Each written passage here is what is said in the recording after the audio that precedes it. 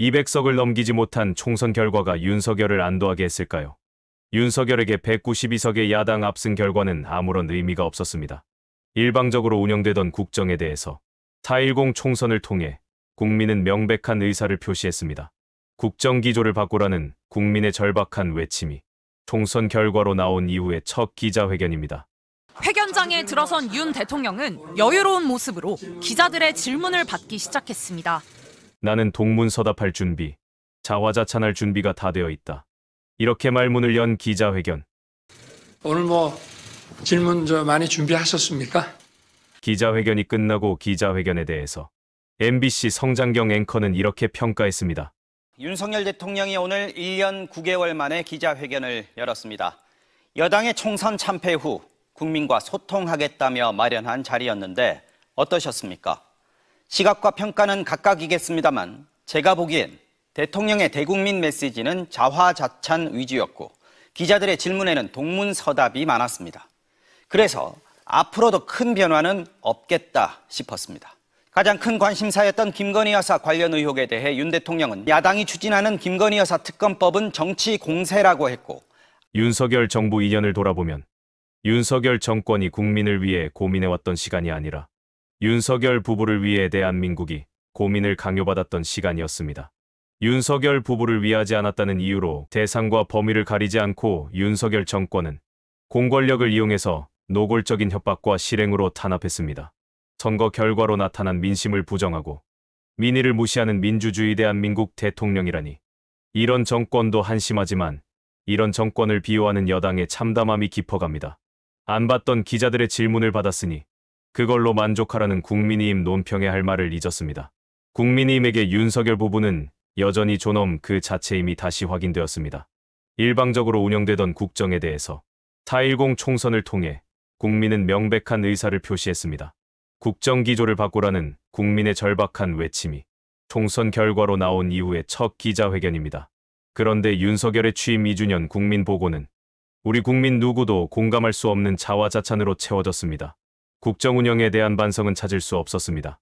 언제까지 고집불통 대통령의 모습에 참담해하면서 우리 국민들이 절망해야 하는지, 절망만 하면서 남은 3년을 지켜봐야 하는지, 더 이상 기대할 것이 없는 윤석열 정권 조기 종식을 위해서 모종의 방법들을 찾아야 할 때가 다가옴을 느낍니다. 기자회견 전반을 보면 윤석열이 바라보는 국정에 대한 인식, 현재 대한민국과 국민이 처한 상황과 요구에 어느 정도 무사안일하게 인식하고 있는지, 조심스러워하지도 않고 미안함도 없이 여전히 나는 잘났고 너희는 우매하다라는 인식을 너무도 당연한 것처럼 보여주는 모습에서 나아지겠지 하는 기대 자체가 사치임을 알려줍니다. 총선이 끝나고 국무회의에 등장한 윤석열은 자신은 틀린 적이 없는 국정 운영을 했는데 정부가 수준 낮은 국민들을 고평가해서 고급진 언어를 사용한 탓에 국민에게 국정의 훌륭함을 제대로 홍보하지 못했다. 국민이 알아들을 수 있는 언어, 수준 낮은 언어로 설명하지 못해 오해가 생겼다. 이렇게 당당하게 말했었습니다. 윤석열은 왜 70%가 넘는 국민이 윤석열 정부의 국정 운영을 지지하지 않는지, 왜 총선에서 국민이 심판했는지 여전히 모르고 있었습니다.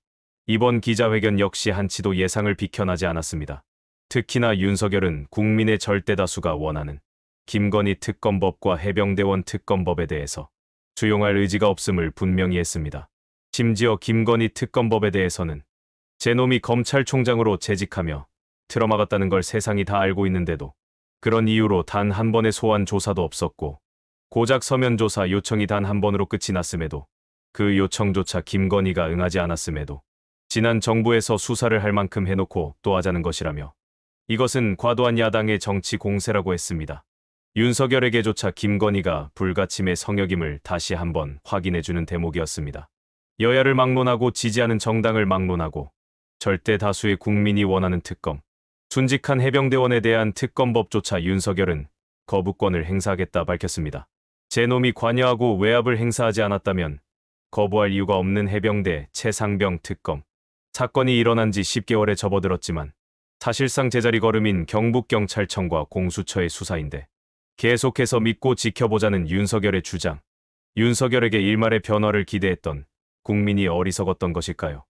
윤석열의 기대를 한 만큼 국민은 허탈함을 느껴야 했습니다.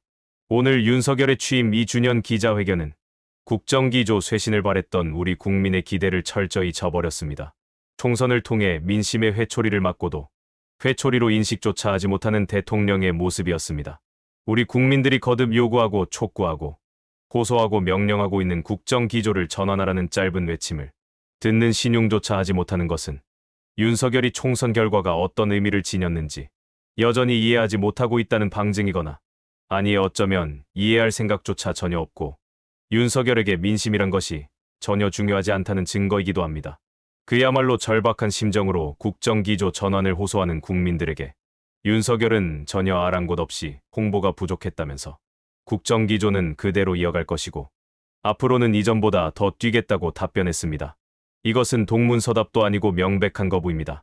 자신이 옳고 민심이 잘못된 것이다.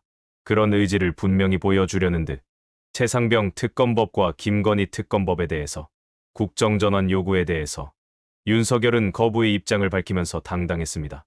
윤석열이 끝끝내 우리 국민에게 맞서겠다 천명했습니다. 윤석열 스스로가 더 이상 대통령으로서의 자격이 없다는 것을 증명한 것입니다. 너무 들어서 식상할지 모르지만 대한민국은 민주공화국입니다. 대한민국의 모든 권력은 국민으로부터 나온다는 우리 헌법 제1조를 정면으로 거스르고 있는 대통령.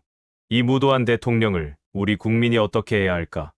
192석을 몰아준 민심을 향해서 야당은 어떻게 해야 하는지 시대 정신은 질문하고 있습니다. 국민 대다수가 찬성하는 김건희 특검법과 최상병 특검법을 정치 공세에 불과 아니하면 안 되고 검경과 공수처 수사 뒤에 결과가 미진하면 하자고 합니다. 최은순과 김건희가 주가 조작으로 23억 원을 챙겼는데 윤석열은 김건희가 주가 조작으로 손해를 봤다 말했습니다. 대통령실은 계좌를 활용당한 피해자라고 했습니다. 최상병 사망사건에서 윤석열 자신은 경로한 적이 없고 무리한 작전에 대한 질책성 당부였다고 말했습니다.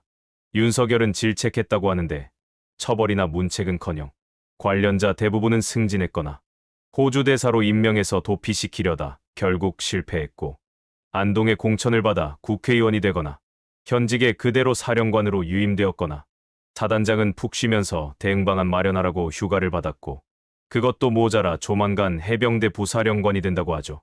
삶은 호박에 이도 들어가지 않을 거짓말입니다. 윤석열은 공언한 것처럼 거부권을 행사할 것입니다. 그러나 누구도 놀라지 않을 것입니다.